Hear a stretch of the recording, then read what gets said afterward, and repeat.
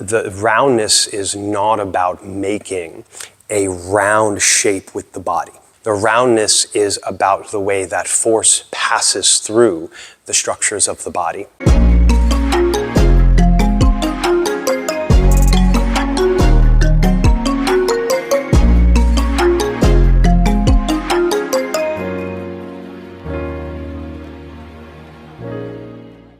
Hi, I'm Grant Kleiman from Darsana Martial Arts. Welcome to the channel. If you enjoyed this content, please like and subscribe. Share your thoughts in the comments below, and if you'd like to support us, there are links in the description. All right, let's get to the lesson. An important aspect of Tai Chi training is learning to release and sink the shoulders and elbows. But this is another instruction that can be commonly misunderstood and lead to a number of different mistakes in practice. One way that this is often misunderstood is the idea that sinking the shoulders just to make the shoulders and elbows limp.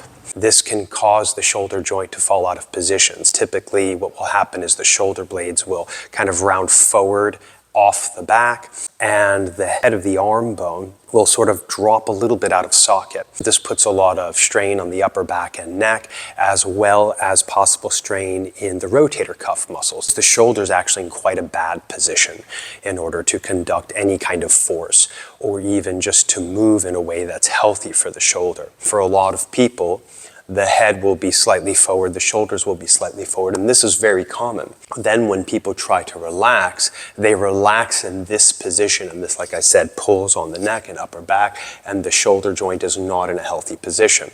This doesn't mean that the answer is to pull the shoulder blades back and straighten out in an overly sort of active, aggressive way, but we do want to position the shoulders more centrally over the torso, over the rib cage. So the shoulder blades actually should be more or less flat to the back. That doesn't mean they have to hug the spine. Actually, we don't want to do that. As we release the shoulders, the shoulder blades will typically move slightly away from the spine, but not round forward. Another common mistake people will make is they think that they actually have to physically push the shoulders down. Sometimes in training, students will be told to lower their shoulders because the understanding is a raised shoulder is a tense shoulder. And if you're physically lifting your shoulder like this, then yes, a raised shoulder is a tense shoulder. But that doesn't mean that the answer is to push it down, especially if you have habitual tension and tightness in this area. This idea of lowering the shoulders by actually pushing them down is just another way of creating tension. You're actually going to lock up the body because all of the muscles that are going to be activated to push the shoulders down, and this is going to cause all this kind of pulling on the upper back and the neck, and it's just going to create more tension, and it's not going to help you.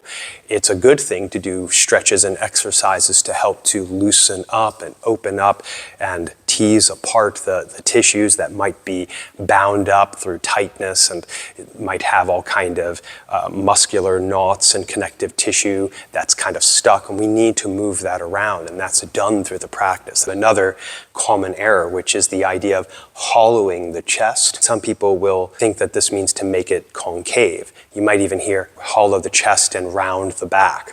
So this will lead to that kind of over rounding of the shoulders forward, and then people are trying to create round shapes. Maybe they know they're not supposed to be limp, but then they're trying to create this roundness because roundness is oftentimes associated with what we do in Tai Chi, right? Have no corners, this kind of concept. But the roundness is not about making a round shape with the body.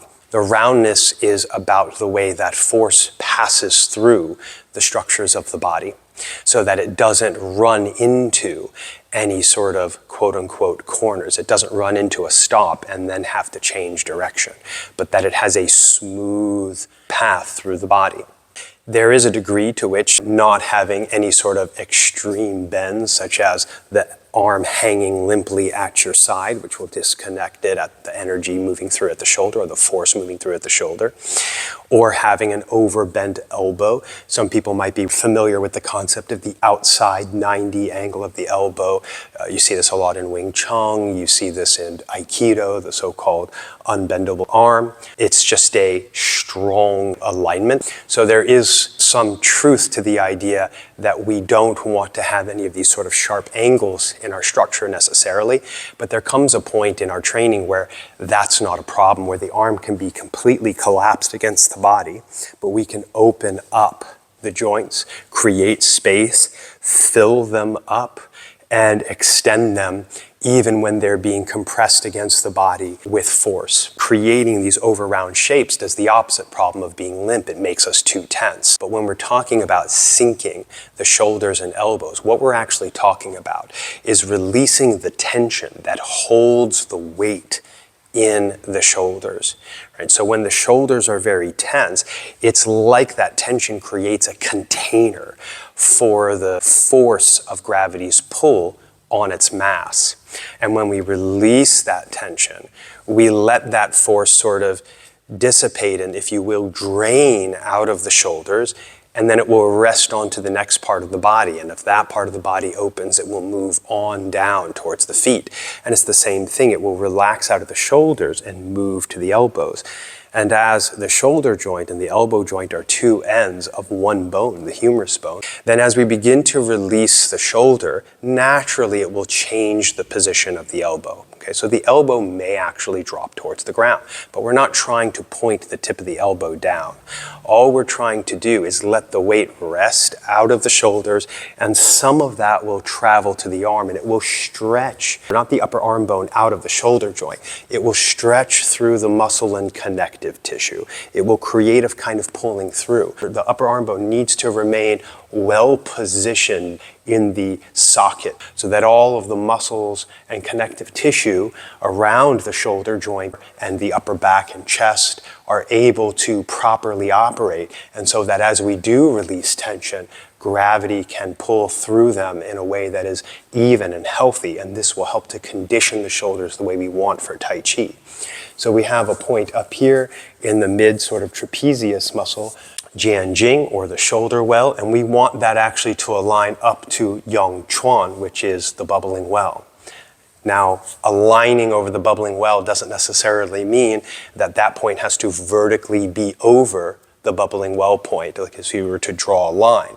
It means that the force of gravity pulling down through the shoulder and with the weight of the arm needs to transfer downward, ultimately reaching to the bubbling well, and then therefore, once that's happened, it can receive ground support upward back to the shoulder, and then eventually out to the elbow and to a point we call the Ku Chi point, which you can find if you follow the crease of the elbow out to the edge. There's a little cavity in there, and that area wants to open through release, and there wants to be a feeling that weight can sink and settle there. The weight from the shoulder can kind of come down into that place.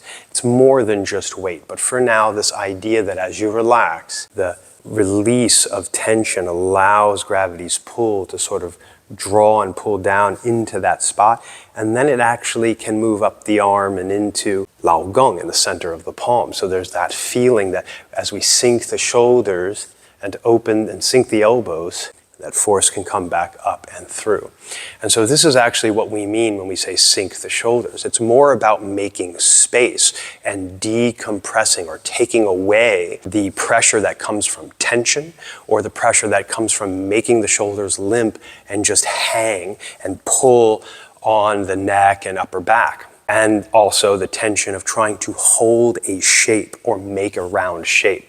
Holding shape is one of the major mistakes that I talk about in my teaching with my students. That when you try to make an external shape and you mistake that for the understanding of the pathway of force moving through the body, then you're really just creating an external shape with tension. And actually in holding that shape, you're blocking various forces from creating change in the body, whether that change be some form of a movement or that change be the way that the tissues are opening and stretching and altering and toning in their quality as you allow gravity and breath and mind to work in the body.